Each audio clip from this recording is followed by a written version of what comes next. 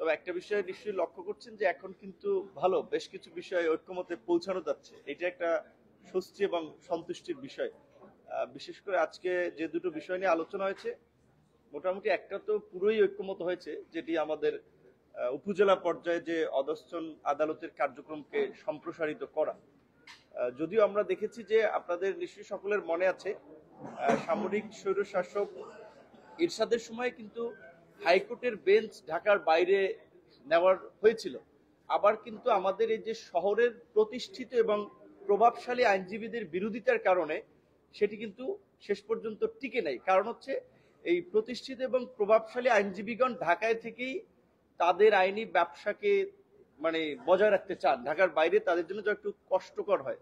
তো ঠিক এই উপজেলা পর্যায়ে আপনারা দেখবেন যে এখন যেটা দীর্ঘদিন ধরে আছে, দ্বীপাঞ্চল কিংবা বিচ্ছিন্ন এলাকা বিবেচনায় ভৌগোলিক দূরত্ব, জনসংখ্যা যেটা আছে, এখন কিন্তু আরো সেটা বৃদ্ধি করা দরকার।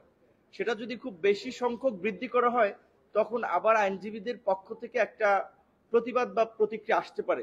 সেই ক্ষেত্রে আমরা কমিশনকে এটা বলেছি যে রাজনৈতিক সরকার অনেক ক্ষেত্রে বিভিন্ন প্রেক্ষাপটে শেষ পর্যন্ত বাস্তবায়নের দিকে নাও যেতে পারে, অন্তত ওনারা যেন একটা ফ্রেমওয়ার্ক করে যান এবং কিছু কাজ এগিয়ে নেন, যে উপজেলা পর্যায়ে আমরা যেটা অধস্তন আদালতের কার্যক্রমকে প্রসারিত করা এবং বিশেষ করে সহকারী ম্যাজিস্ট্রেটদের সেখানে ব্যয়ের ক্ষেত্রে যে একটা সীমা, সেটি যদি এখানে উল্লেখ করা হয়নি, কিন্তু 40 থেকে 50 লাখ পর্যন্ত এই বিষয়টা নিয়ে সবাই আলোচনা করেছে এবং এই বিষয়টাতে পুরোপুরি একমত।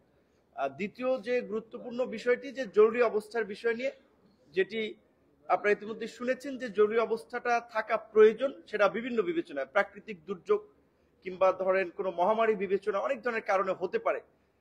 কিন্তু এইখানে আমরা যেটা দেখেছি অতীতে, আসলে জরুরি অবস্থা রাজনৈতিক হাতিয়ার হিসেবে ব্যবহার করা হয়েছে, সেটা 74 সালে কিংবা সামরিক শাসন আমলে 90-এর আপনার 86, 87 দুবার, আর লাস্ট 3বার তো আমরা দেখলাম সেই সময় সরকারের পতন হয়ে গেছে, যখন তারা নাগরিকদের অধিকারকে খর্ব করার চেষ্টা করেছে। সেই বিবেচনায় আমরা যেহেতু একটা অভ্যুত্থান পরবর্তী সময় একটা নতুন সেটেলমেন্টের কথা ভাবছি, সেই জায়গা থেকে আমরা এটা পরিষ্কার করে বলছি যে জরুরি অবস্থার সময় নাগরিকদের মৌলিক অধিকারের ক্ষেত্রে কতটুকু আসলে খর্ব করা হবে কিংবা কতটুকু বজায় থাকবে, এইটার একটা মাত্রা থাকা দরকার। সেই আলোচনাটি আজকে যেহেতু আগায় নিয়ে আমরাও ওইভাবে ঐক্যমতে পৌঁছাতে পারিনি। এটা ব্যতীত যে এটা প্রয়োজন এবং কিছু কিছু ক্ষেত্রে এটাই বাস্তবায়ন করা হবে, সেই বিষয়ে আমরা একমত হয়েছি। আশা করি সামনের আলোচনাগুলোতে আরো বিভিন্ন ক্ষেত্রেই একমত হওয়া যাবে। সবাইকে ধন্যবাদ। Immigration to Canada. We provide the best quality service and solution for Canada immigration. Please visit our website and contact for details.